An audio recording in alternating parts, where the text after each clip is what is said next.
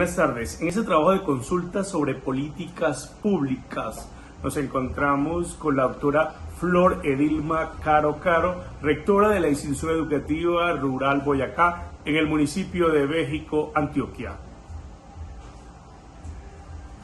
Doctora. Hola, profe, ¿cómo está? Muy bien, gracias a Dios, doctora. Gracias por aceptar esta invitación de la Universidad Iberoamericana para hacer parte de esta entrevista y de esta consulta sobre políticas públicas. Claro, profe. Doctora, entremos en materia. La primera pregunta es, ¿cuáles considera que son los principales desafíos o retos que enfrenta el sistema educativo colombiano en este momento? Profe, a mí me parece que el sistema educativo colombiano está a puertas de tener una revisión. Tiene un desafío grande y es empezar con la revisión del plan de estudios. Porque el plan de estudios está concebido desde la ley 115 de 1994, que pasa hace 31 años.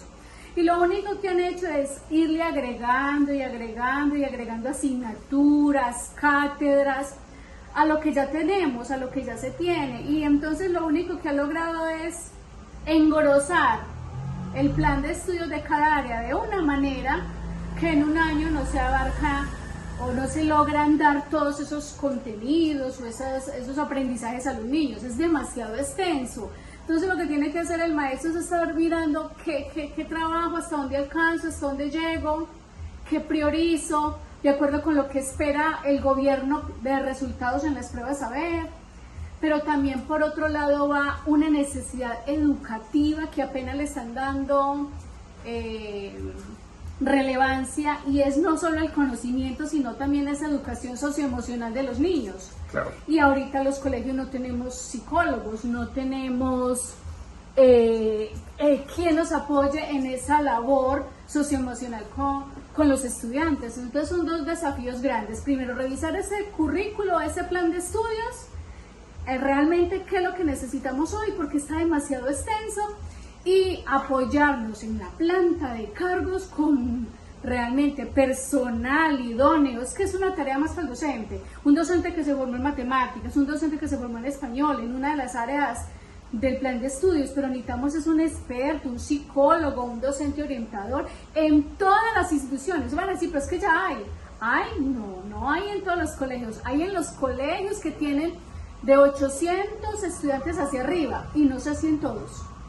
Y es ahora una necesidad, un desafío para la educación colombiana. Totalmente de acuerdo con usted, doctora. Doctora, y en ese orden de ideas, ¿cómo cree usted que se puede preparar el sistema educativo para los desafíos del futuro? Hablemos un poco de inteligencia artificial y de globalización. Ese es otro reto. ¿Por qué? Mire cómo ha avanzado la tecnología, cómo ha avanzado todos los sistemas. Y nosotros todavía en colegios donde no hay un internet, donde no hay una tableta, donde hay un computador obsoleto.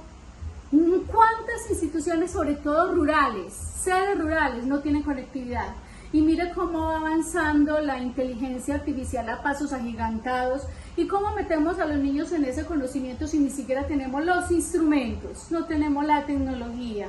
Entonces ese es otro reto, que tiene que ver con equidad, que tiene que ver con igualdad, de condiciones, de ambientes de aprendizaje para los estudiantes. Sí, claro. Doctora, ¿cuáles serían entonces las visiones para el futuro de la educación en Colombia? Tiene que empezar por como le digo, por equidad. Empezar a ver esas necesidades de las sedes educativas en Colombia, que deben de ser miles, que todavía funcionan en la época antigua, todavía con tablero y todavía con pizarra, y donde no hay un computador, donde no hay conectividad. Y cuando la infraestructura física dista. Y cuando todavía los niños se tienen que correr, porque cuando llueve hay una gotera y los moja. Porque no podemos dejar de reconocer que la mayoría de las infraestructuras educativas tienen más de 50 años. Y que ahorita hay que ponerle el ojo a eso, porque es que no solamente es el aprendizaje, es también el ambiente en que el niño está, en el que el niño va a aprender. Necesitamos condiciones adecuadas para el aprendizaje, necesitamos materiales. Por eso la calidad educativa tiene un montón de elementos que todas juntas llevan a la calidad educativa, pero si vaya una no hay calidad educativa. Es más, usted puede tener un colegio nuevo, con muchas condiciones, muchos ambientes de aprendizaje excelentes, todos adecuados para los niños, pero le falta el psicólogo, hay una convivencia compleja, entonces mira que te ella coge en otro lado.